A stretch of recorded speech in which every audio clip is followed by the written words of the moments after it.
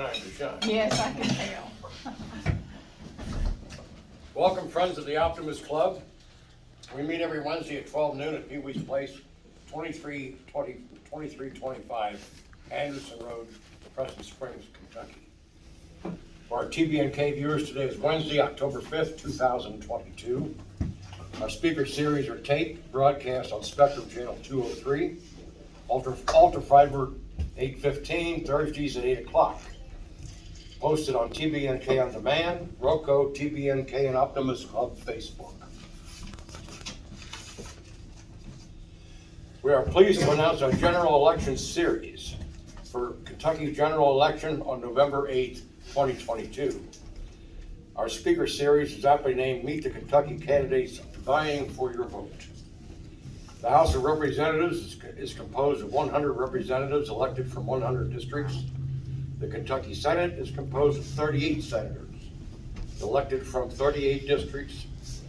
Every 10 years, districts must be reviewed and redivided, if necessary, and redrawn, also known as redistricting, as in 2022.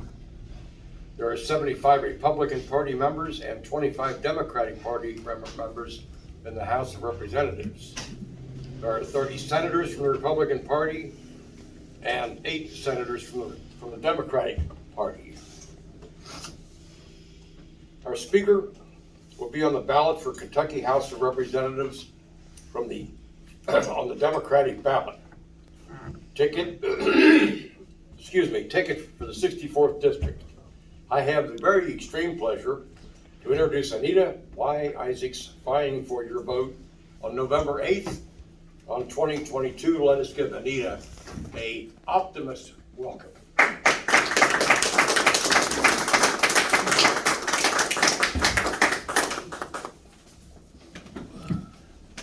Hello, I'm Anita Isaacs. Is that better? A little further. Thank you. Okay, I'm Anita Isaacs. I am the Democratic candidate for District 64. I'd like to tell you a little bit about myself before I launch into everything that I'm for. I have been a wife and a mother, 4 children, 3 of whom I birthed, and 1 was my bonus daughter. My husband and I raised the last 2 of our daughters together, and believe me, that took a lot of negotiation. So I also have worked. I've been an area manager with a distribution company. I started out as in the retail line in set, we called it planogram. It was, I know you've gone in stores before and you saw people rearranging all the shelves and facing it out. Well, that's what I started out doing. In the next 2 years, I ended up with my own account, which was Hex. I don't know if anybody in here remembers that or not, but I worked with the HBA manager at that store, and we did quite well buying and planning ads for a group of stores. I think it was about 136 stores. So I advanced quite quickly with that. And I also was an area manager. I had 12 order writers that I oversaw and worked with. Great bunch of people. So when I married my husband, like I said, we had the 2 daughters that we finished raising. And I, at that time, decided to stay home and be a full-time mom. Both of them wanted to be only children at the time, so it was a little tricky. But I come to you today with a lot of experience in life, not so much in policies, and although I have studied quite a lot this year. I know Kim has a wealth of experience, which I voted for Kim myself. So, I've always admired what she's done. I've kept up with it. I, on the other hand, being a Democrat, have a little bit of a different idea on policies and things like that that we need to keep track of. I'm kind of a conservative Democrat, if there is such a thing. I believe in checks and balances. I believe that we should work more together on both sides of the aisle. I think the division that we have now is bad, and it has been for quite some time. I don't think that we should dislike our Republican neighbors, which Kim and I are neighbors. I just believe that we all need to work together to have a better America. And locally, we have so much to do. One of the things that I'm passionate about as well is the problems with drugs and also the violence that's building among our young people. And I think we need to address that. Excuse me. Also, I'd like to work with schools on making sure they have a STEM program. I think we need to really invest in our children's future. We have to have great teachers. That's the most important thing, I believe, is how we prepare our young people, because they're going to be the ones that's taking over after us. You know, so we need to prepare them now. I think we need to get them interested in politics. Most people who are here, we're older, and I think that we really need to interest them by maybe working closely with young people and having them be interested in what's going on. I don't think they have an idea really. And for them to start wanting to care about our country and being attentive to what's going on, that just starts with an earlier education, I believe. I am a Democrat, so as you know, my party does believe in abortion for women. It's not a choice I would have made personally, but I can't fault someone who does. I don't know their situation. I think it should be a private thing between a woman and her physician.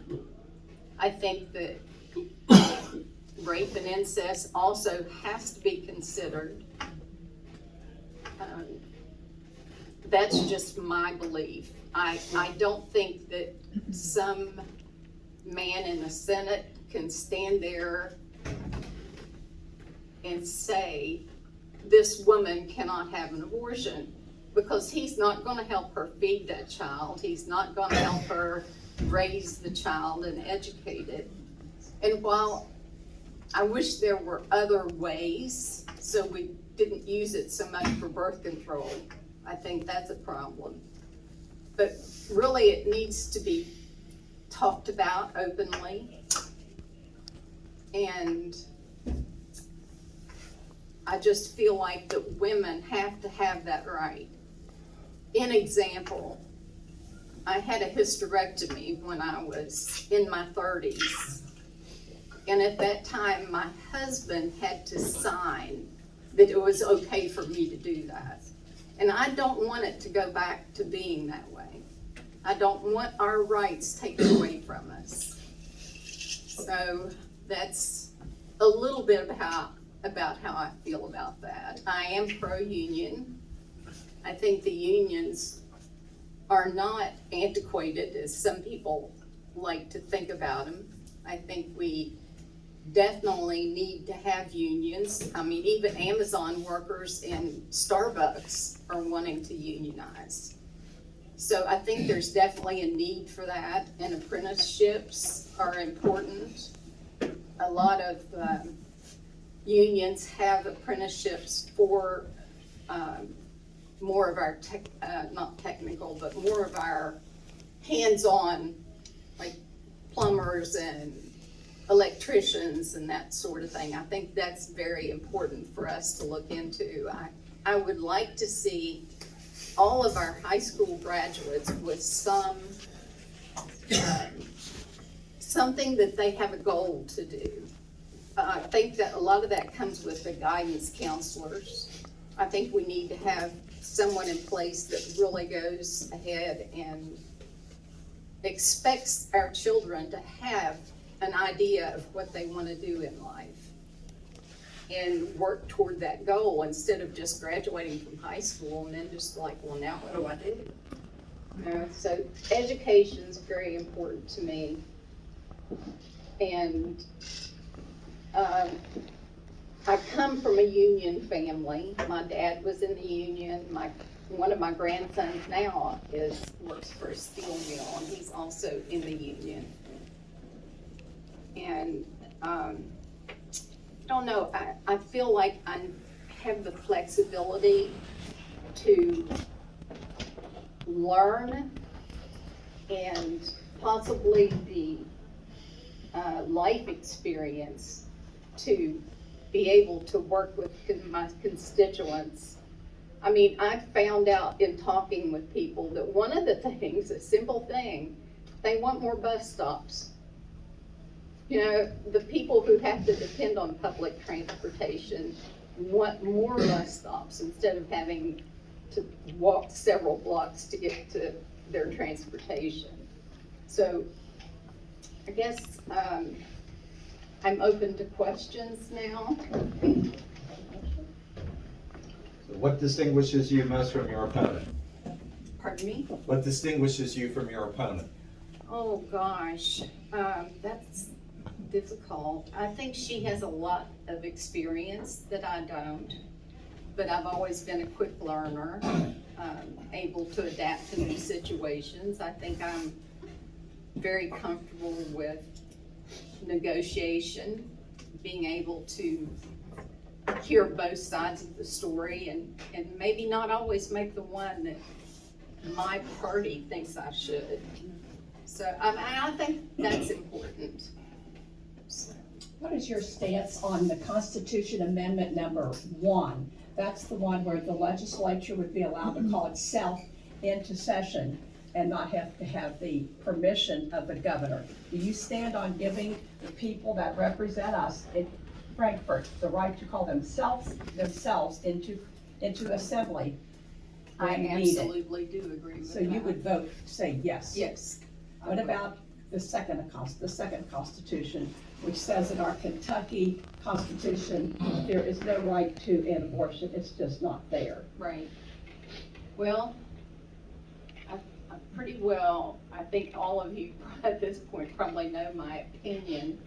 I think that it doesn't have to be based on the Constitution. I think it's a very private matter. I really think that it should be handled between a woman and her physician. What I'm afraid of is that we're going to go backwards to procedures that aren't safe for women to have done.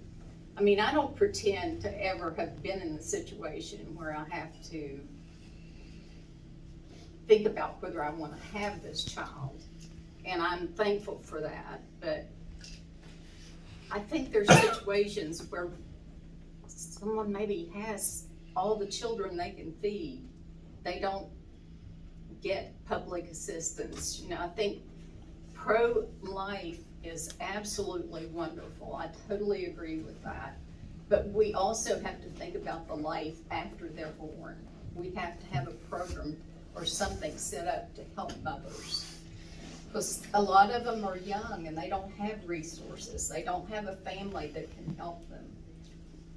So, yes. I agree, we need unions, but anymore, it seems like a lot of them have become more political, pushing the Democratic Party agenda. more than caring about the workers. And when you look at 51% of the people forcing 49% of the people into what becomes basically a political organization and taking their money, don't the workers have a right to not join unions if they don't want to? I think they do. Okay. I believe that they do have a right. But on the other hand, a recent situation in Huntington, West Virginia, where Special Metals was on strike. And they wanted, the Special Metals wanted to take away vacation time. They wanted them to pay double of what they were paying on their health insurance and, you know, things like that. And they did go on strike, which my grandson works there, so we were all, you know, very aware of what was going on. It took a while, and I don't know when they'll recoup their money, but they didn't lose as much vacation, and they didn't have to double what they were paying for health insurance. So I think without the union, that probably wouldn't have happened. Does that answer your question? I got you. I'm a retired teacher, 30 years, and I was a member of KEA. And I know with the Kentucky Education Association, with our group, our union group, as you call it, I like to call it a professional group rather than a union. But our opening was you had a right to work. If you didn't want to join KEA, that's fine, you could still work. If you want to be a member of KEA, which would look out for your needs and what's happening in the central office, then you may join. And then, of course, a lot of times we would basically get contracts signed, and then that would help everyone. And those who didn't join, they were also included. Also, right, they also, even though they didn't participate in your union, they benefited. I do like the idea of having the right to work and not saying you must be a member of this union if you want to work in my building. I think that should be left up to the owners or the businesses that so choose to do that. I recall an instance where a company that was quite well known where I used to live had one union member, just one. And the company then turned around and advertised, we're a union company.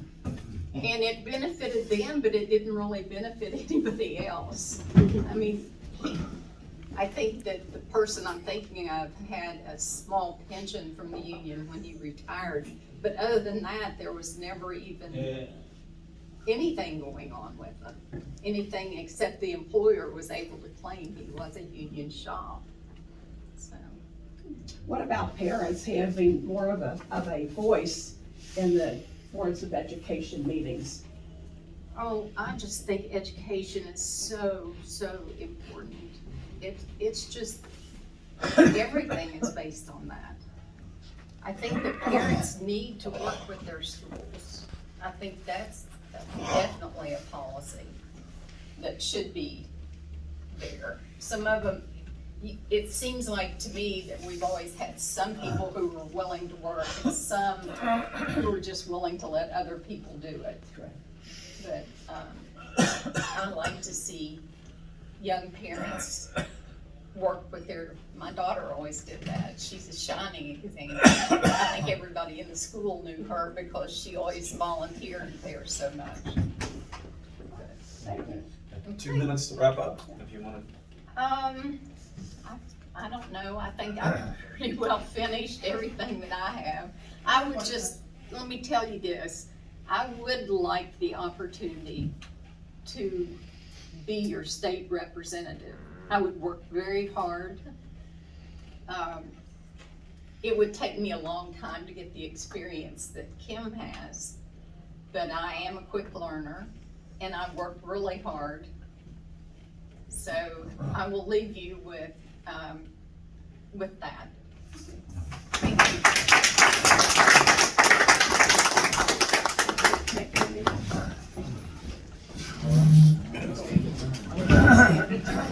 Stay All right, you two, let me get a little picture of you two together. 1, 2, now let me see here. 1, 2, and 3. 1, 2, 3. Let's get this one here a little closer. There we go. 1, 2, 3. 1, 2, 3. Gotcha. 2 and 3. 1, 2, and 3. 1, 2, and 3. Gotcha. 1, 2, and 3. No. And, Okay, give me a smile back here too now. irritated with Biden. Back here too, yeah, give me a smile. Wait a minute, move out, young lady, move out, just, that's it right there, yeah. That's a good, that's better, much better. Give us a smile now. 1, 2, and 3. Praise the Lord and pass the ammunition of godly principles.